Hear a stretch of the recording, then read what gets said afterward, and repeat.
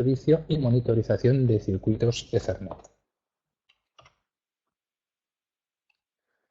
El índice va a ser, primero vamos a ver las medidas para la activación y puesta en servicio, lo que se denominan EtherSAMs, Service Activation Measurements. Son medidas intrusivas y veremos las dos familias de medidas, son según la RFC 2544 y según la I1564. Veremos ventajas e inconvenientes de unas y otras y sus diferencias.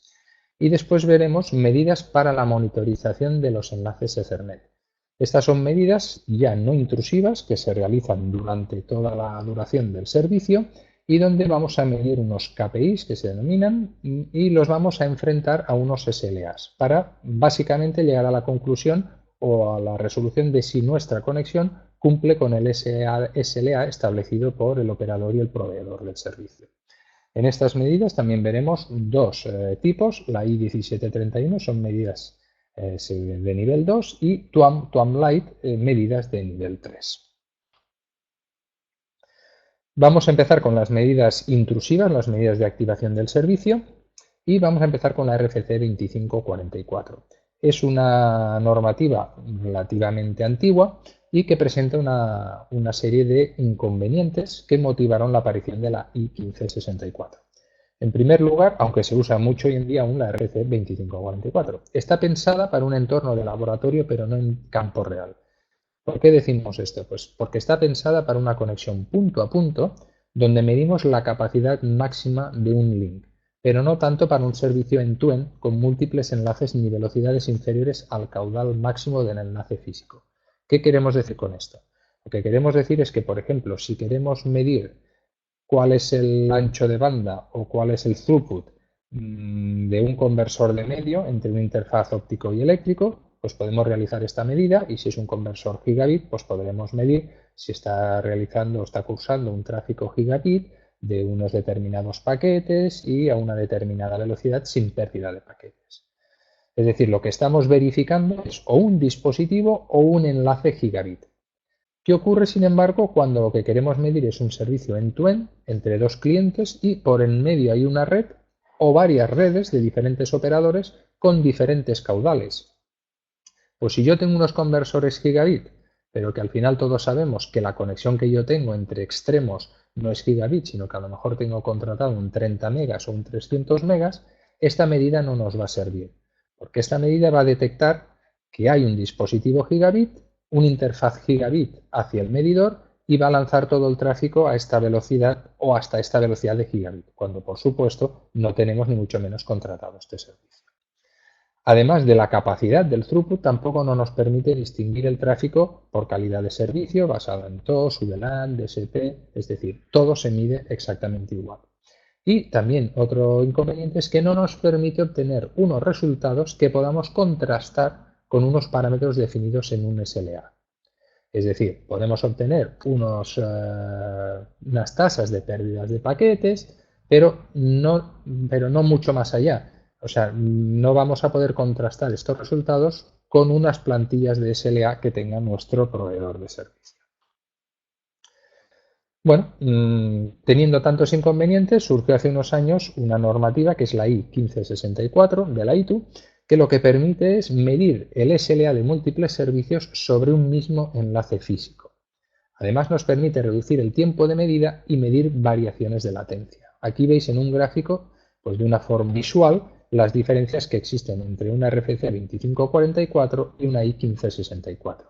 En la RFC 2544, como veis, lo que hacemos son medidas secuenciales. Primero mido el throughput a paquetes de 64 bits, después de 128, después de 1518, lo que yo vaya configurando, con lo cual la medida se alarga en el tiempo. ¿Qué ocurre en I1564? Pues que hago unos pequeños tests simplemente para verificar que los paquetes de un determinado tamaño están pasando mi test y una vez realizado esto yo puedo generar medidas simultáneas de diferentes servicios, por ejemplo con diferentes VLANs, con diferentes tamaños de paquetes, con unos caudales garantizados y de forma simultánea. Con lo cual, si el enlace me lo permite, yo puedo hacer pruebas simultáneas. Esto lo veis en la tabla también inferior, donde aquí os pone una serie de comparativas entre la 1564 y la RFC. Como veis, está destinada a la activación de servicio, en el caso de la 1564, mientras, como comentaba antes, la RFC 2544 es básicamente para definir performance, el rendimiento de un dispositivo concreto. En 1564 puedo hacer medidas simultáneas, en 2544 van una detrás de otra. ¿Qué puedo simular con 1564? Es una situación real de una red real, mientras que en RFC 2544 solo puedo simular un servicio en una red. El tiempo de test es inferior en 1564 porque me permite medidas simultáneas, en RFC 2544 es más largo porque son medidas secuenciales. Y por último, los tests que obtengo, los resultados, en 1564 los puedo asociar o comparar directamente con un SLA, mientras que en la RFC 2544 no puedo hacerlo. De cara a I1564 vamos a empezar con lo que son las definiciones del tráfico, de los caudales y de cómo lo medimos. Se define la velocidad del tráfico como el perfil de ancho de banda y los parámetros SLA que asociamos se conocerán como criterios de aceptación del servicio. Es decir, yo tengo un tráfico y tengo unos criterios para aceptar si ese tráfico está conforme al servicio. ¿Qué distinciones hacemos en el tipo de tráfico? Bueno, pues vemos que hay tres tipos de tráfico que se suelen dibujar con tres colores diferentes, bastante explicativos. Tenemos el CIR o tráfico verde, que es el Commitment Information Rate. Es un tráfico garantizado a una velocidad máxima sin sufrir pérdidas o descartes. Es decir, si el proveedor nos garantiza un CIR de 10 megas, quiere decir que podemos cursar tráfico a 10 megas de forma totalmente garantizada y sin ningún descarte, ni retransmisión ni pérdida. Luego tenemos el EIR, o amarillo, que es el Excess Information Rate, que es el tráfico por exceso encima del CIR que podría presentar pérdidas o descartes en caso de congestión de la red. Es decir, es un tráfico que tenemos ahí extra, que no hay garantía de entrega, que si la red está poco congestionada se entregará sin problemas, pero que si la red está congestionada puede sufrir retardos muy evidentes, incluso descartes y pérdidas. Y luego ya tenemos el tráfico descartado, el de color rojo. Este por encima del EIR no puede ser transmitido sin descartar otros tráficos. Por lo tanto, simplemente es que no tiene cabida en la red de transporte. ¿Qué otros parámetros del perfil de ancho de banda definimos? Pues el CBS o Commitment Burst Size es el tamaño de ráfaga comprometido, es un valor en kilobytes o megabytes, equivalente al número máximo de tramas consecutivas que podemos transmitir de forma garantizada a la velocidad máxima de la línea, no al CIR, sino a la velocidad máxima. Aquí vemos un ejemplo. Si tenemos un servicio contratado con un CIR de 10 megas y un CBS de 20K en una línea de 100 megas, quiere decir que podemos transmitir hasta ráfagas de 20 kilobytes a 100 megas.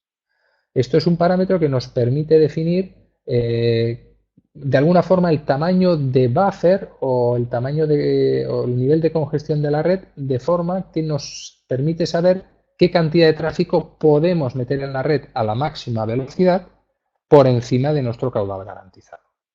Y lo mismo, en el mismo concepto tenemos el EBS, el Excess Burst Size, que es el tamaño de ráfaga en exceso. Es el número máximo de tramas en kilobytes o megabytes que podemos transmitir a la velocidad máxima de la línea en best effort, es decir, no en tráfico CIR, sino en tráfico EIR. Vamos a empezar y hablar de lo que son las métricas, que son en el fondo los KPIs o los elementos que nos van a permitir contrastar nuestras medidas con el SLA establecido. Estas métricas de la I1564 solo se aplican para el tráfico CIR. Es decir, si estamos hablando de paquetes descartados, de latencias, de retardos, esto solo lo vamos a aplicar al tráfico comprometido, al tráfico CIR. Las cuatro métricas fundamentales son perdón, la FTD o Frame Transfer Delay, o lo que denominamos normalmente latencia, es el retardo de transferencia de una trama. Básicamente es el tiempo máximo, en milisegundos se suele medir, que la trama puede tardar desde un origen hasta un destino, desde un punto origen de nuestra red hasta un punto destino.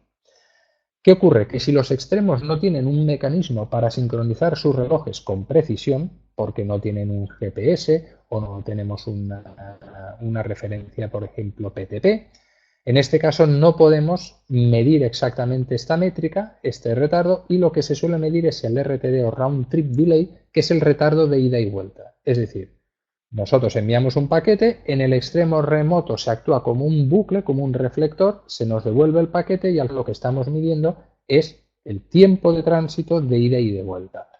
Si hacemos una extrapolación, que no deja de ser una extrapolación, y lo dividimos por 2, porque las redes no son simétricas, pues podemos estimar que el tráfico en un sentido es aproximadamente la mitad del round trip delay. Luego tenemos el FDV, que es el Frame Delay Variation, es la variación del retardo de la trama, o el jitter, que se denomina, o sea, cuando hablamos de jitter, normalmente es la variación en la latencia o la variación en el retardo que tenemos en los paquetes. Muchas veces se ha comentado que no es tan importante el retardo, sino el jitter. Es decir, si nosotros tenemos una red con un retardo constante, pues bueno, normalmente ciertos tráficos de vídeo, incluso de voz, con un cierto retardo se puede transmitir. El problema es que tengamos un jitter elevado, es decir, que tengamos una variabilidad grande de esta latencia, porque en este caso sí que no es adecuada la red o el servicio para transmitir ciertos tipos de tráfico como voz y vídeo. Después tenemos el Frame Loss Ratio, FLR, que es el porcentaje máximo de tramas perdidas que podemos admitir en nuestro servicio. Se puede medir en tanto por ciento, una de cada 1000, o en 10 elevado a la menos x. Y por último tenemos el parámetro de Availability, que es la disponibilidad del servicio. La disponibilidad del servicio es aquel parámetro que nos dice en un tanto por ciento el tiempo que queremos de disponibilidad de nuestro servicio. Si hablamos de un 99,5%, queremos que el servicio esté indisponible o permitiremos que el servicio esté indisponible en un 0,5% del tiempo. Este criterio es muy variable y cada proveedor o cada sistema lo puede definir como él considere, en función de cuándo vamos a decir que el sistema no está disponible. Pues por ejemplo aquí veis si más de un 50% de las tramas son erróneas o se han perdido en un intervalo superior a un segundo. Bueno, estos parámetros, como indico, son totalmente configurables. Bueno, vamos acabando ya con esta primera parte de las medidas intrusivas de puesta en servicio y vemos aquí básicamente un resumen de lo que hemos hablado hasta el momento. En EtherSAM 1564 el test se realiza a velocidad de CIR y se verifica su cumplimiento de forma constante durante el test. El tráfico por exceso y descartado no se ignora y se mide igualmente, pero no se usa para los parámetros de SLA. En cambio, en RFC 2544 solo se centra en el caudal máximo del enlace sin separación del tráfico comprometido con el exceso. En cuanto a frame delay, ¿qué hacemos en EtherSAM? En 1564 medimos la latencia máxima y la media durante el test para todas las tramas generadas. Es decir, que como medimos el retardo de todas las tramas, midiendo la variabilidad del retardo de una trama con la anterior, también podemos medir este jitter. Y podemos asociar estas medidas al SLA e identificar posibles variaciones. En cambio, en RFC 2544 medimos una trama de cada test, lo que no nos permite medir la variabilidad de este retardo. Es decir, no podemos medir el jitter en RFC 2544, simplemente de una salva o de una medida medimos el retardo de una de las tramas y este es el valor que damos en el test. Frame loss, la medida se realiza en 1564 durante todo el proceso de throughput y podemos hacer varias medidas en paralelo reduciendo el tiempo de la medida, mientras que en RFC 2544 las medidas se tienen que hacer de forma consecutiva teniendo un tiempo superior de la medida. Y por último, ya lo hemos dicho, que no podemos medir jitter en RFC 2544 y sí lo podemos medir en 1564. Las conclusiones ya las hemos visto. 2544 sirve para medir un enlace punto a punto entre dos equipos, pero no para medir un servicio end-to-end. 1564 resuelve todas las limitaciones anteriores y por último decir que ambas medidas son intrusivas, por lo tanto se deben usar únicamente para la puesta en servicio y la obtención del Birth Certificate. Birth Certificate es como una especie de documento que se puede anexar en la provisión de un servicio donde se indica que se han realizado estas medidas y que se cumple, al menos en el momento de realizarlas, con los requisitos o con el SLA del servicio. Bueno, ya tenemos el servicio Y una vez tenemos el servicio puesto, pues bueno, tendremos que garantizar o tendremos que medir de alguna forma que ese servicio a lo largo del tiempo cumple con los requisitos que cumplió en el momento del certificado de nacimiento, dijéramos. Bueno, para ello vienen las medidas de monitorización, que son de dos tipos también. Las medidas TUAM, que se aplican tanto a nivel 2, pero básicamente a nivel 3, como las medidas I1731 de otra normativa ITU, que también son medidas de calidad de servicio y de monitorización del enlace a nivel 2. Bueno, en este caso, las medidas TUAM, vamos a empezar con las de nivel 3. ¿Qué medimos básicamente? Pues medimos latencia, jitter y packet loss. Para medir tanto latencia como jitter, vamos a empezar por lo que sería la latencia. Tenemos la misma limitación que vimos antes. Si resulta que el generador o un extremo y el otro extremo no están perfectamente sincronizados, no podemos medir la latencia en un solo sentido, sino que medimos el round trip delay, es decir, el tiempo en ida y vuelta del paquete. Aquí en la parte derecha veis un ejemplo en donde tenemos un elemento generador y tenemos un elemento reflector. Los paquetes TUAM que se envían se marcan con tiempo al ser enviados, ¿vale? Y recibidos tanto en origen como en destino. ¿Qué ocurre? Aquí veis que tenemos este tiempo, se envía este paquete, aquí se recibe, se procesa y se devuelve hacia el origen. ¿Qué ocurre? Propiamente el tiempo de transferencia de la red sería este tiempo más este tiempo, o mejor dicho, sería este tiempo más este tiempo. ¿Qué tenemos que restar? El tiempo de proceso del paquete. Entonces lo que vamos a restar este tiempo es porque el reflector nos va a marcar el paquete cuando lo recibe, nos va a marcar el paquete cuando lo emite y en recepción restaremos estos dos tiempos y obtendremos al final únicamente el tiempo de transferencia de la red. Por lo tanto, así podemos medir la latencia. ¿Cómo medimos el jitter? Simplemente midiendo la diferencia del round trip delay entre un paquete y el siguiente. Y por último, el packet loss solo lo mediremos en los paquetes TUAM. Es decir, esto también es importante porque, claro, es muy difícil medir el total de paquetes perdidos cuando no estamos analizando todos los paquetes que pasan por nuestro circuito. En este caso, las medidas TUAM se basan en el envío típicamente, aunque es configurable, de un paquete TUAM cada segundo. ¿Qué ocurre? Que estamos enviando un paquete cada segundo, lo cual es una medida no intrusiva, por lo tanto no estamos generando mucho tráfico que afecte al rendimiento y a la capacidad de nuestro enlace, y todas las medidas las haremos en base a estas medidas o a estos paquetes cada segundo.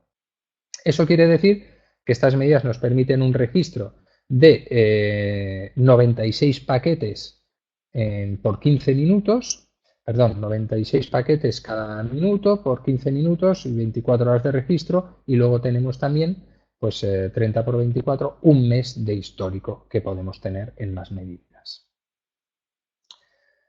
En TUAM, ¿cómo definimos un SLA? Pues bueno, el SLA lo tendremos que medir en términos de las medidas que realizamos, en términos del Frame Loss Ratio, que es el TUAM Packet Loss, en términos de Frame Transfer Delay, Network Transfer Delay y en el Interframe Delay Variation, que es el jitter.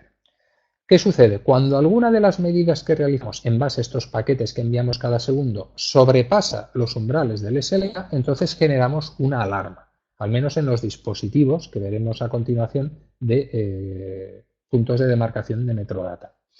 ¿Qué limitación tenemos con el SLA? Bueno, la limitación que vemos es que normalmente las anomalías se definen sobre un periodo largo de tiempo, por ejemplo 24 horas o 30 días, de forma que no nos permiten registrar problemas de corta duración. ¿Qué queremos decir? Por ejemplo, imaginaos que nosotros durante un minuto perdemos una serie de paquetes. Cuando esto lo extrapolamos a 24 horas o incluso a 30 días, si solo hemos tenido estos errores, pueden ser unos errores muy pequeños en tanto por ciento de total de paquetes enviados. ¿Qué ocurre? Que podrían incluso pasar desapercibidos y cumplir con nuestro SLA, pero en cambio hemos tenido, no es lo mismo tener una pérdida de paquete cada 2 horas que durante 2 minutos perderlos todos, ¿no? ¿Qué ocurre? Que los equipos NetTester lo que incluyen es un mecanismo de monitorización de corta duración, una hora típicamente, para que podamos enviar una alerta al Network Operation Center antes de que el cliente se queje a través de su LA.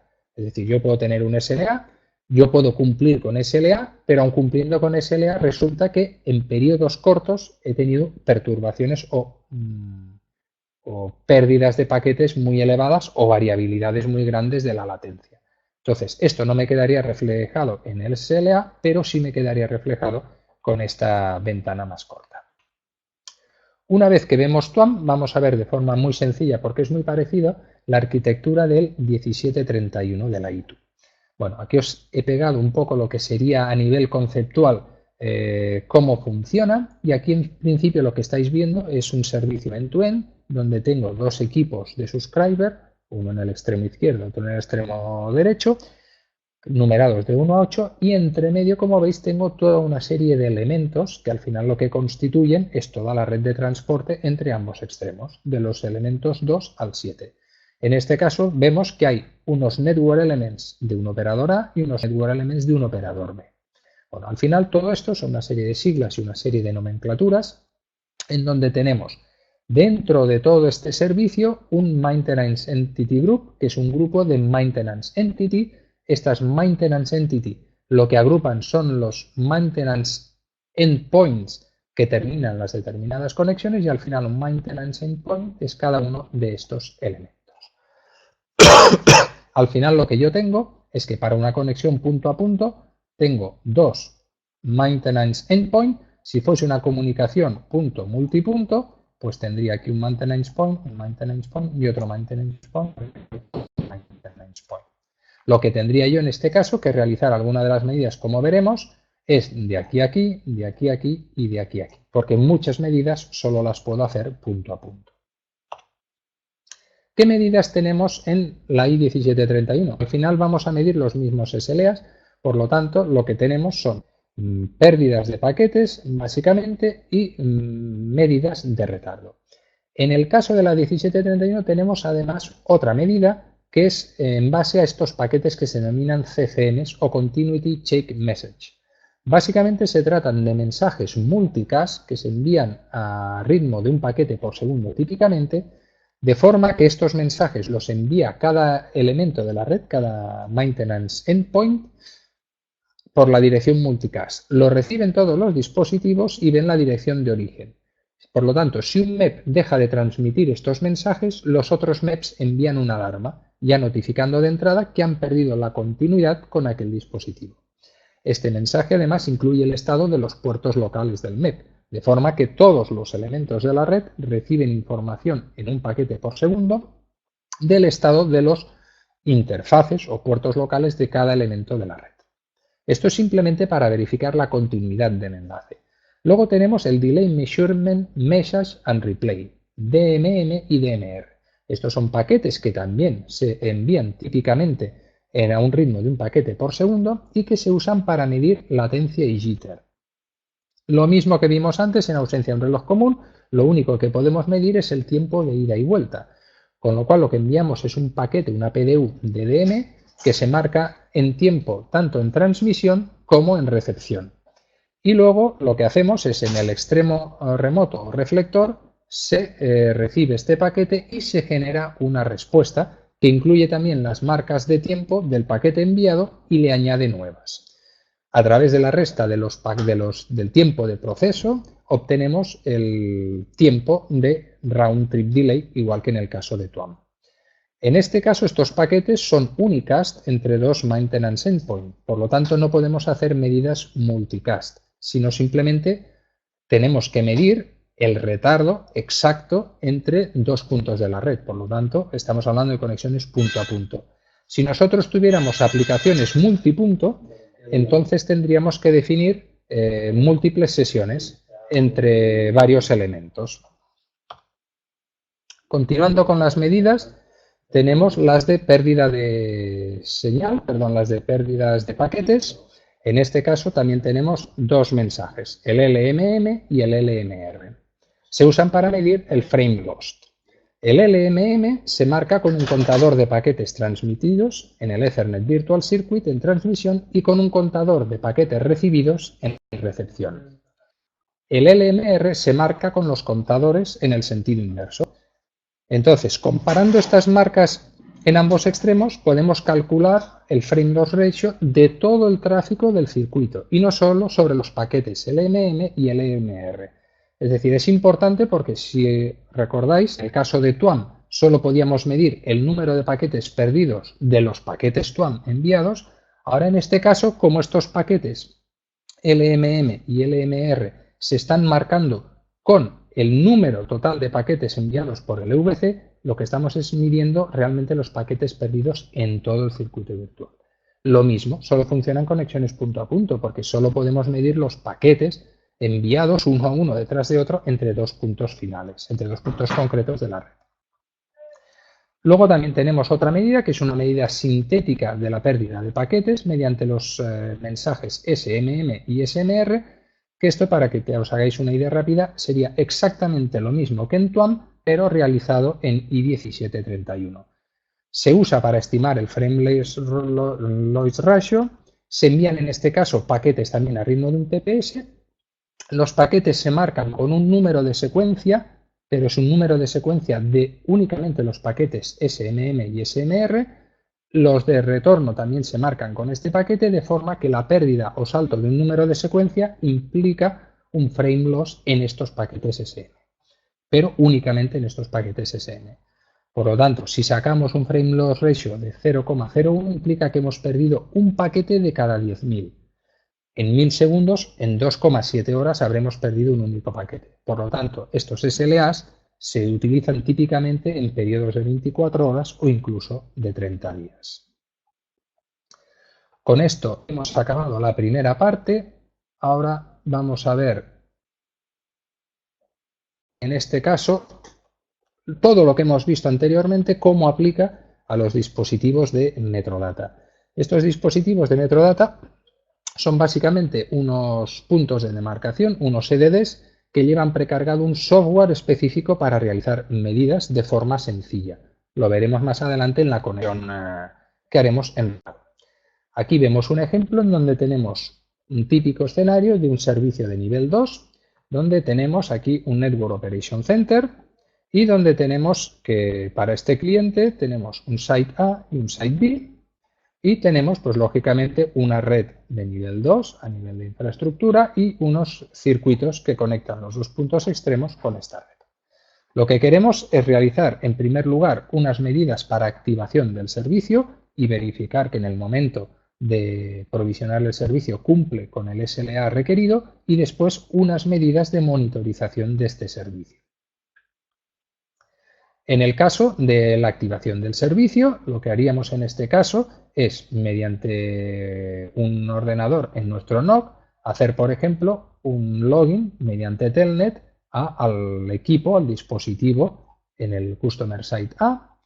Y entonces lo que haríamos una vez entrando en este dispositivo es ejecutar o programar una medida que puede ser RFC 2544 o 1564, en base a esta medida o en relación al SLA del servicio. Es decir, tenemos que tener programado o configurado el SLA y luego realizaremos la medida conforme a ese SLA para garantizar que lo cumple realmente. Lo que hacemos en este caso es, a continuación, definir el elemento final con el que queremos medir este SLA, y lo que va a hacer este dispositivo es actuar como un reflector. Un reflector de nivel 2, donde simplemente lo que hace es conmutar o invertir el source, el destination address y el source address en las MAC address,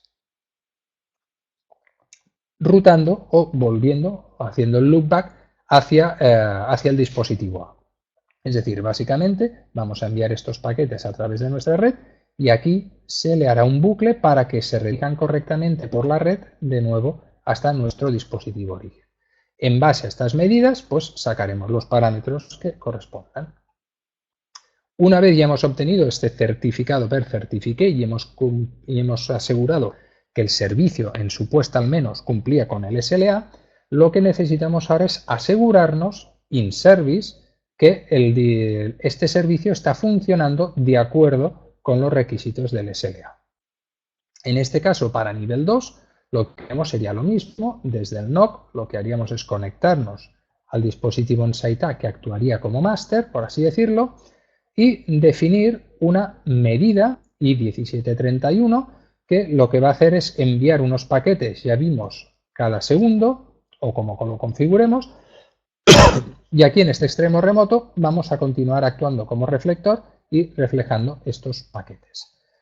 ¿Qué ocurre? Que este equipo va a realizar las medidas precisas de paquetes perdidos, de latencia, de jitter, y cuando alguna de estas medidas supere los umbrales que también hemos almacenado en el propio dispositivo, nos va a generar un trap SNMP, una alarma hacia el centro de operación.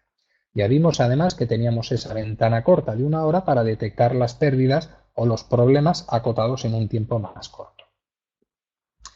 ¿Qué ocurre si en vez de tener una red de nivel 2, lo que tenemos es una red de nivel 3? Por ejemplo, una red MPLS IP o IP-MPLS.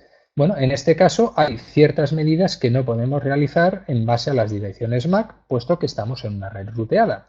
En este caso, lo que haremos es utilizar, en vez de la i1731, utilizar la TWAM o TWAM Lite. En este caso, aquí vemos el Performance Monitoring, haremos exactamente lo mismo, pero lo que está sucediendo en este equipo que actúa como reflector es que en vez de intercambiar la dirección MAC, origen y destino, lo que hacemos es intercambiar las direcciones IP, origen y destino, porque estamos utilizando paquetes UDP en vez de tramas de nivel 2. Con esto lo que nos estamos asegurando es que toda nuestra información a nivel 3 está traspasando la red y está siendo retornada con las direcciones origen y destino intercambiadas hacia el origen. Haremos las mismas medidas, miraremos los mismos parámetros y, como en el caso anterior, si alguna de ellas está por encima del umbral, reportaremos una alarma en forma de trap. Bueno, esto que hemos visto, cómo se realiza, perdón, se realiza a través de los dispositivos NetTester. Básicamente hay dos dispositivos, el 1003 y el 1005. El 1003 dispone de un puerto LAN y dos puertos WAN, siempre a nivel gigabit, y el 1005 dispone de 4 puertos LAN y 2 puertos. Estos dispositivos se pueden poner en serie con la conexión, haciendo realmente de EDD, de punto D, de marcación, y añadiendo o actuando sobre el tráfico de forma más o menos transparente, o Q in Q, o añadiendo VLANs, etcétera, etcétera. O también los podemos utilizar en paralelo con el EDD que nos ponga el cliente detrás del EDD para únicamente generar el tráfico Ethernet de medidas. Aquí veis, por ejemplo, entre uno y otros dispositivos las diferencias que hay, porque volviendo a la presentación anterior, como veis hay dos tipos. Cuando hablamos de FCM es un EDD full equip, mientras que cuando hablamos de NT1003 es el mismo hardware, pero que viene precargado con una configuración más sencilla de generar las medidas. Aquí vemos a nivel de configuración en estos dispositivos, definimos lo que es un flow, que está mapeado en una MAC o en una dirección IP y que puede usar como un generador o reflector. Si os acordáis, en todas las medidas teníamos un generador y el elemento extremo era un reflector. Cuando hablamos de peer, estamos hablando del elemento remoto que actúa como reflector. Y si hablamos de los equipos NT1003 o NT1005, tenemos únicamente un endpoint, no podemos usarlos en pass-through para conectarlos entre medio de la señal, un single flow, una single IP address y solo podemos hacer medidas TWAM. Por lo tanto, se utilizan típicamente estos dispositivos para reemplazar equipos complejos de medida de una forma más sencilla y más económica. Y además también para obtener los KPIs de TWAM en las medidas inline. Si hablamos de los FC 9003 y 9005, pues en este caso estamos hablando de un completo EDD que se puede usar tanto como punto extremo como servicio inline, en donde podemos configurar desde hasta un complete pass-through de todos los protocolos L2CP, etcétera, etcétera, añadir tags, VLANs, Q in Q, etcétera. Nos permiten 16 flows, que quiere decir que podemos tener hasta 16 direcciones IP contra las que realizar medidas, es decir, hasta un equipo puede realizar hasta medidas contra 16 equipos remotos y en este caso sí que tenemos medidas TWAM y medidas CFM 1731.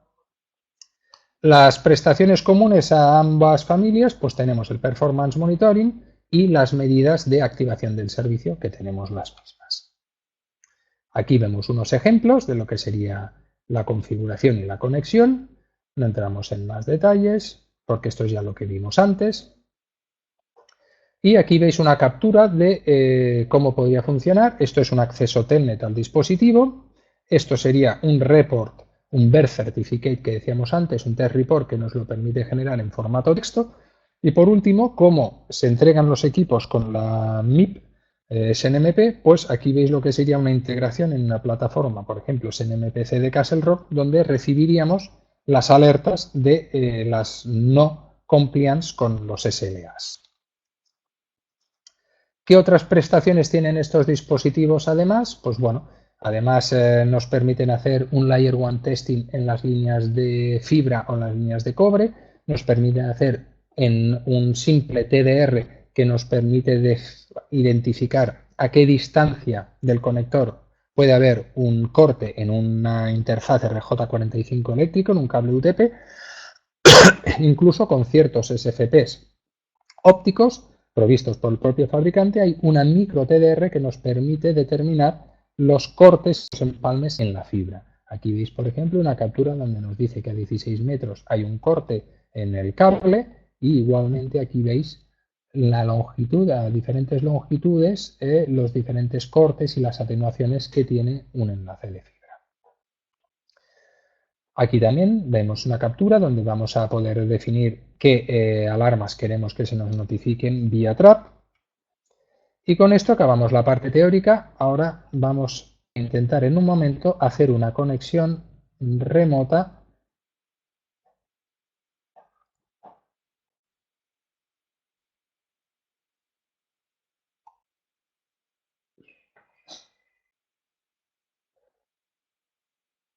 A ver, ahora me está pidiendo que lo instale.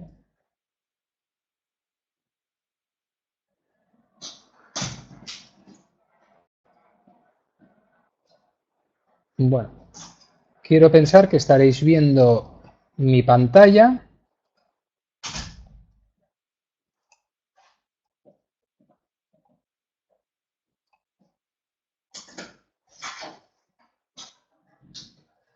Perfecto. Aquí veis, estoy conectado a un ordenador remoto y en concreto estoy conectado a un dispositivo NT1003. Simplemente os quería aquí comentar, por ejemplo, en el Performance Monitoring,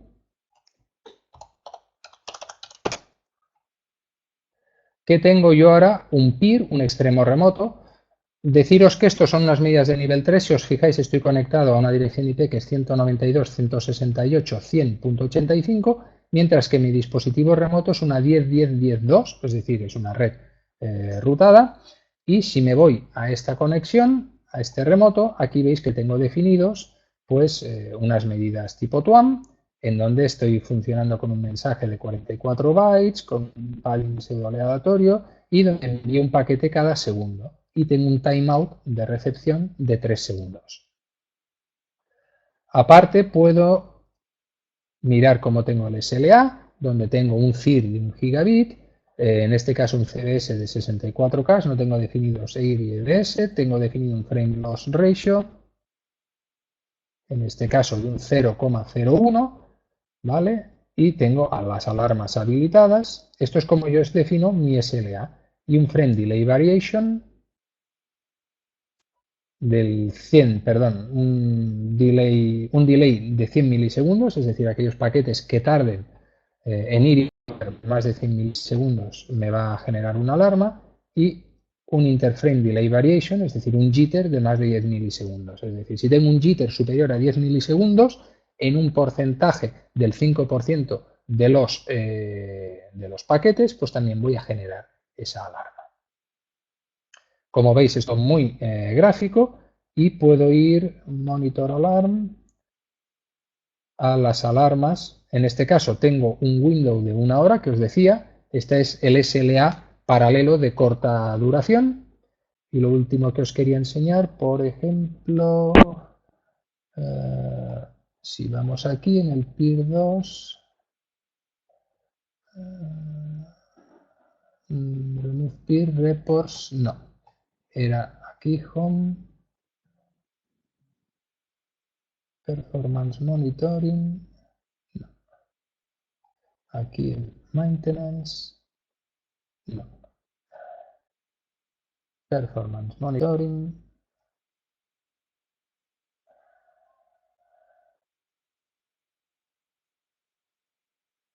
Vale, en reports, si vemos el tiempo actual, aquí veis cómo realmente estamos generando estos paquetes, el tiempo que llevamos conectados, y aquí veis las tramas enviadas y las tramas recibidas. Actualmente no se ha perdido ninguna trama, por lo tanto, los frames y el frame loss ratio. Aquí tenemos el retardo mínimo, el retardo en media, ¿vale? Y aquí el máximo delay. Good delay es un 100%, con lo cual no estamos teniendo un jitter porque el delay está dentro de los límites en el 100% de los paquetes. Y aquí esto sería las medidas actuales. Obviamente podemos tener las medidas en los últimos 15 minutos. Aquí vemos para todos los intervalos la disponibilidad, el frame loss ratio y todos los parámetros, y por lo tanto no se ha generado ninguna alarma. Y esto mismo lo podríamos tener incluso para 24 horas. Aquí veis, en las últimas 24 horas, bueno, no llegamos a tanto tiempo. Lo último que os quería comentar es que aparte, esto serían medidas inline, tenemos también las medidas de testing, estas serían el birth certificate, la forma de hacer las medidas originales de activación del servicio intrusivas, en donde podemos definir si es I1564, si es RFC 2544, los parámetros de test, donde definimos el tipo de medidas, el remote IP, el puerto UDP, el frame size, etcétera, etcétera, todos los parámetros de la medida. Por último, os quería mostrar simplemente que ahora tenemos este dispositivo al que yo estaba accediendo, lo hemos añadido y lo hemos compilado en la plataforma SNMPC de Castle Rock, y lo que podemos ver aquí, lo que podemos ver en este caso es exactamente unos parámetros donde tenemos el tiempo y tramas enviadas y recibidas. Y con esto acabamos esta parte también práctica. Y ahora lo que sí que os rogaría simplemente son 2 minutos para que me contestéis las preguntas que veis a continuación en pantalla, que nos ayudan a mejorar nuestra experiencia en los webinars. Simplemente contestáis estas preguntas y damos por acabada la sesión de hoy, y espero volveros a ver en próximos webinars. Gracias por vuestra asistencia y hasta la próxima.